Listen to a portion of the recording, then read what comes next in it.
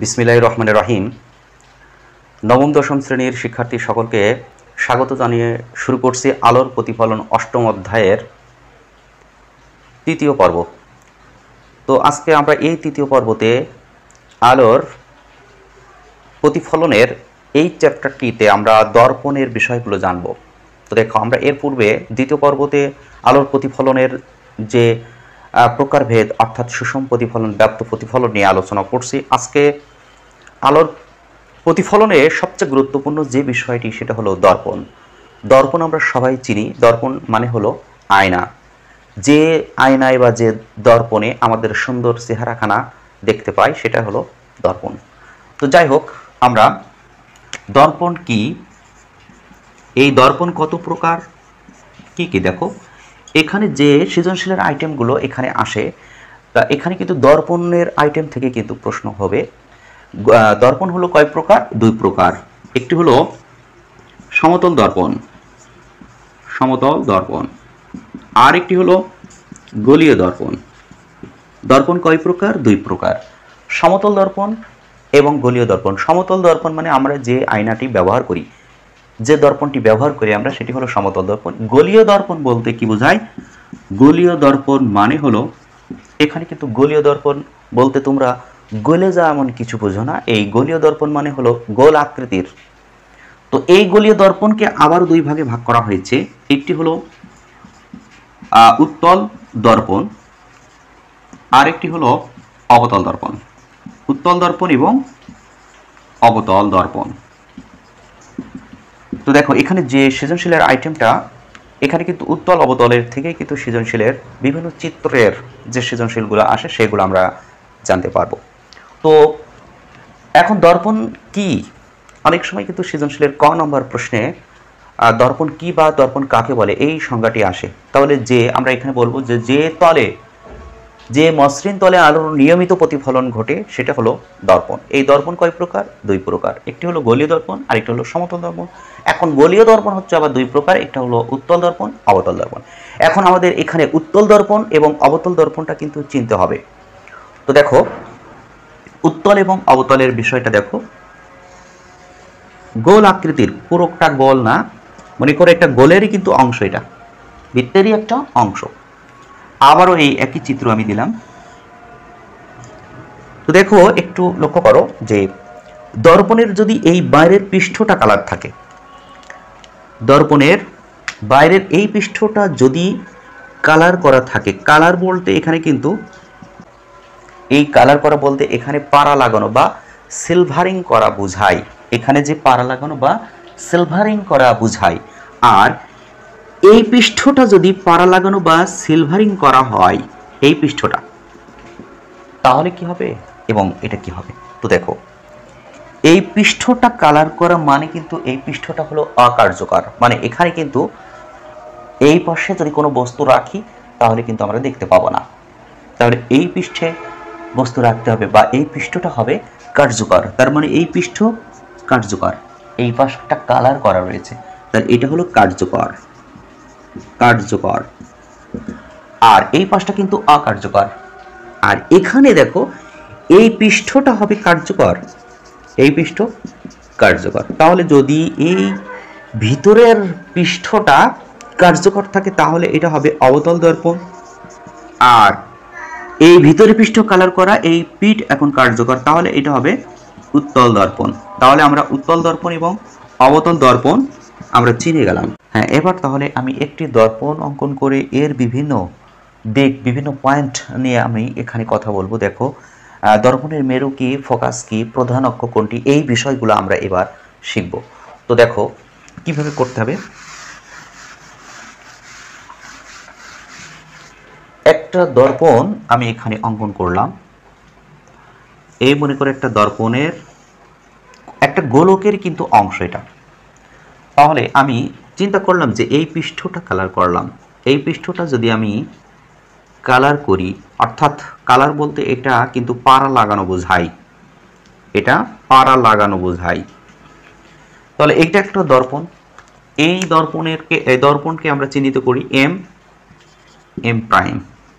এই দর্পণের মধ্যবিন্দু এটা, দর্পণের মধ্যবিন্দু এটা আমরা চিহ্নিত করলাম।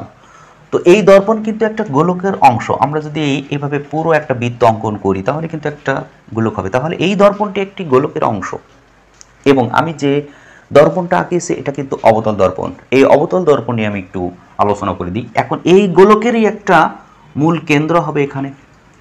তাহলে এই কেন্দ্রটি কি বলা হয় কিন্তু বক্রতার কেন্দ্র। এই বক্রতার কেন্দ্রকে সি দিয়ে প্রকাশ করা হয়। এখন এই বক্রতার কেন্দ্র এবং মেরুর মধ্যগামী যে রেখা এই মেরুকে বলা হয় পি।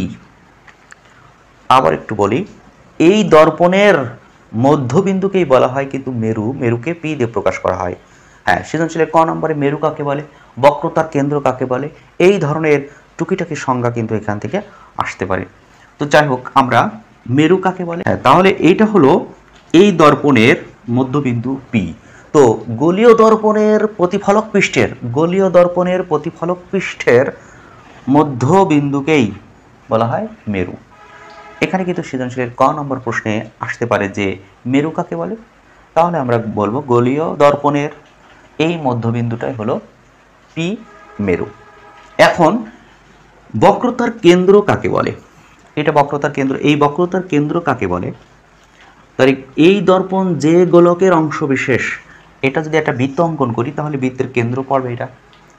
তাহলে এই দর্পণটি যে গোলকের অংশ বিশেষ সেই গোলকের কেন্দ্রকেই বলা হয় বক্রতার কেন্দ্র। তাহলে এখানে সি কে বলা হয় বক্রতার কেন্দ্র। বক্রতার কেন্দ্র, এই বক্রতার কেন্দ্রকে সি অক্ষর দিয়ে প্রকাশ করা হয়। এখন দেখো, এই মেরু, এটাকে কি বলা হয়, মেরু। এই মেরু এবং সি এর মধ্যবিন্দু হবে ফোকাস, প্রধান ফোকাস যেটাকে বলা হয়। ফোকাসকে এফ দিয়ে প্রকাশ করা হয়। তাহলে এটা বুঝতে পেরেছো। এখন দেখো, এই প্রধান ফোকাস থেকে মেরু পর্যন্ত যে দূরত্ব সেটা হলো ফোকাস দূরত্ব, এবং বক্রতার কেন্দ্র থেকে এই মেরু পর্যন্ত যে দূরত্ব সেটা হলো বক্রতার ব্যাসার্ধ বলা হয়। বক্রতার ব্যাসার্ধকে আর অক্ষর দিয়ে প্রকাশ করা হয় এবং প্রধান ফোকাস থেকে মেরু পর্যন্ত দূরত্বকে ফোকাস দূরত্ব, এটাকে এফ অক্ষর দিয়ে প্রকাশ করা হয়। তাহলে আমরা কিন্তু এই চিত্র থেকে মেরু কাকে বলে, প্রধান ফোকাস কি, বক্রতার কেন্দ্র কাকে বলে, এই ধরনের টুকিটাকি সংজ্ঞাগুলো আমরা শিখব। তো মেরু কাকে বলে, এখানে বলা হয়েছে গোলীয় দর্পণের প্রতিফলক পৃষ্ঠের মধ্যবিন্দুকেই মেরু বলে। এরপরে এই বক্রতার কেন্দ্র কাকে বলে, দর্পণ যে গোলকের অংশ বিশেষ সেই গোলকের কেন্দ্রকে বক্রতার কেন্দ্র বলে। কারণ এই বক্রতার কেন্দ্র করেই তোমরা বৃত্তটি অঙ্কন করতে পারবো। তাহলে এই দর্পণ যে গোলকের অংশ বিশেষ সেই গোলকের কেন্দ্রকেই বক্রতার কেন্দ্র বলে। আর এখানে দেখো বক্রতার ব্যাসার্ধ কি, এই বক্রতার কেন্দ্র এবং মেরুর মধ্যবর্তী দূরত্ব হলো বক্রতার ব্যাসার্ধ। অর্থাৎ মেরু এবং বক্রতার কেন্দ্রের এই দূরত্ব বক্রতার ব্যাসার্ধ, যেটা হলো আর দিয়ে প্রকাশ করা হয়। বক্রতার ব্যাসার্ধের সংজ্ঞাটি এভাবে বলা যেতে পারে, দর্পণ যে গোলকের অংশ বিশেষ সেই গোলকের ব্যাসার্ধকে বক্রতার ব্যাসার্ধ বলা হয়। এরপরে আমরা আসব এই যে এখানে প্রধান অক্ষ, এইটা কিন্তু প্রধান অক্ষ। আমরা দর্পণটা অঙ্কন করার পরে তার মধ্যবিন্দু পি চিহ্নিত করব এবং সি আর এফ এই তিনটা সবসময় কিন্তু আমরা চিহ্নিত করে নেব। আমরা একটা দর্পণ অঙ্কন করেই তার পি আর এই প্রধান অক্ষ, এখানে এফ, এখানে সি, এটা হবে এফ আর এটা হলো পি। এভাবে কিন্তু আমরা একটা দর্পণ অঙ্কন করেই এভাবে চিহ্নিত করে নেব। তো যাই হোক, এখন এই প্রধান অক্ষ কাকে বলে, তাহলে বলবো যে বক্রতার কেন্দ্র এবং মেরুর মধ্যগামী রেখাকেই প্রধান অক্ষ বলে। এখানে আরেকটা সংজ্ঞা মনে রাখতে হবে, গৌণ অক্ষ কি। গৌণ অক্ষটা কি হবে, যে এই বক্রতার কেন্দ্র দিয়ে যাবে কিন্তু মেরু ব্যতীত। তাহলে মেরু ব্যতীত বক্রতার কেন্দ্রগামী সরল রেখাকেই গৌণ অক্ষ বলে। তবে গৌণ অক্ষ কিন্তু অনেকগুলো হতে পারে, অসীম, কিন্তু প্রধান অক্ষ হবে একটি। বক্রতার কেন্দ্র এবং মেরুর মধ্য দিয়ে যাবে যেটা, সেটা হলো প্রধান অক্ষ। কিন্তু বক্রতার কেন্দ্র দিয়ে যাবে আরো অনেকগুলো যেতে পারে, এইভাবে আসতে পারে, এইভাবেও আসতে পারে। এগুলো কিন্তু সবই গৌণ অক্ষ। আমরা এইভাবে চিন্তা করতে পারি, এগুলো সবই কিন্তু গৌণ অক্ষ। বক্রতার কেন্দ্র দিয়ে যাবে কিন্তু মেরু দিয়ে যাবে না। তাহলে মেরু ব্যতীত বক্রতার কেন্দ্রগামী সরল রেখাকেই বলা হয় গৌণ অক্ষ। তাহলে গৌণ অক্ষ বুঝতে পেরেছো। প্রধান অক্ষ, মেরু, বক্রতার কেন্দ্র এসব বুঝতে পেরেছো। এখন দেখো প্রধান অক্ষের যে সংজ্ঞাটি আছে সেটা আমি চতুর্থ পর্বতে এই প্রধান ফোকাস কি, প্রধান ফোকাসটা কি এটার চিত্র অঙ্কন করে আমি আরো ব্যাখ্যা করে দেব। আপাতত এটা মনে রেখো যে পি এবং সির মধ্যবিন্দু হবে প্রধান ফোকাস বা ফোকাস বিন্দু এটা। এরপরে দেখো এখানে আরেকটি সংজ্ঞা মনে রাখবো যে ফোকাস তল। ফোকাস তল কাকে বলে? যে সমতল কল্পনা করা হয়।